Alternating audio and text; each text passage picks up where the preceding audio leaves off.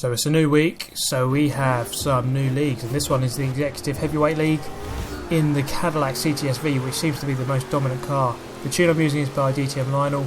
Let's see how this one goes. We're on Indianapolis Grand Prix circuit on the reverse configuration. Coming into turn 1, it's a long left-hander. I'm up the inside, and we've got a lot of guys going wide, a couple of guys coming back onto the circuit, quite dodgily, although it doesn't cause an accident immediately. Coming into turn 2, I'm going to hold my line through the centre. A lot of bashing from behind, and I'm going to try and get back onto the track, although that guy did not give me space at all. He definitely should have seen me there, because I was slightly ahead of him, but he didn't seem to want to give me any room. Perhaps he didn't have any room on his right hand side, so he couldn't. But anyway, moving on here, I'm 24th, but we've got a couple of guys off here. I'm going to gain a couple of positions back, so that's back into 18th for free. I call that a get out of jail free card. I was dead last there, but I can gain a couple of positions back, which means I'm not roaming around in last place. So coming through the infield section into the right hander, which brings us onto the middle straight.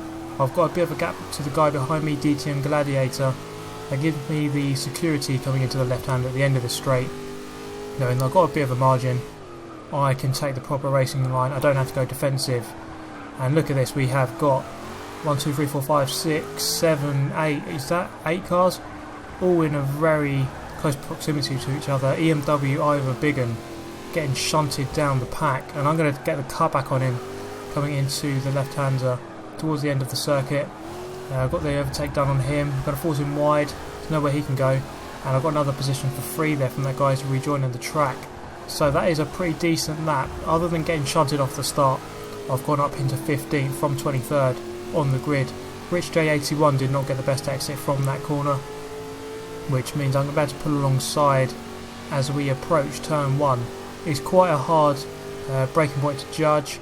I'm going to reference from the guy ahead, and I'm going to go around the outside of this BMW. All the guys are fighting there with the orange car. I'm going to dive up the inside and get all three, or not quite. I'm going to run alongside Renegade Racer and coming into the left-hander. He's got the inside. I'm going to give him space, run out wide and get on the throttle early, and he's done the same but on the inside. So I've gained 2 positions there as we come through the left-hander off of the oval into the infield, and let's see how it pans out here. He's braked a bit too late. He's going to go wide. I'm going to cut back on him and get a easy 11th position. So let's see if we can gain on the guys ahead here. We've got 4 guys just ahead of us, and that is the top 10 beckoning just in front into the infield section. Again, I've got a gap behind me, which is good as we come into the left hand at the end of the straight. A guy has gone wide ahead of us, a bit of dirt getting kicked up, and a guy going very, very narrow over the grass on the entry into this corner. And a bit more contact there by DTM Solex, getting shuffled down the pack. He's going to... what's he going to do here? He's actually just going to shunt that guy off. That clearly wasn't taken very well by him. I don't think that was quite necessary though, to totally ruin his race and shunt him off. But let's see how this race progresses. We have done lap 2, coming on to lap 3 out of 3. I have gained 13 positions so far, so I'm in the top 10 now, which is actually a really good gain so far. But we've got 3 guys ahead of us. We can get into 7th position if I can get these 3 guys. They are here for the taking. Looks like the top 6 have got away slightly, which would be very tough to catch up unless they start battling too much. I've got the inside line here. I'm going to park it on the apex so that Tom Thumb behind me there can't get the cut back on me, and indeed he doesn't. So for the 3rd and final time, off of the oval into the infield, I'm behind DTM Solex again in the Cadillac. Another guy's gone really wide there. That's another free position. I've gained quite a few free positions, but when you make your own luck, you do get a lot of luck sometimes, and this race has been an example of that. So I'm in 8th. I'm in just behind DTM Solar. I'm going to dive up the inside. He's given me the room, although on the exit he's tapped me slightly. I've still got the inside for the right hander. I'm going to give him room, not like the other guys did on the previous laps. which resulted in being shunted off by this guy here. I'm going to go around the outside. I was aiming for the cutback, but he has kept the inside line. I'm going to have to give him the line here, otherwise it's a very, very long way round for me.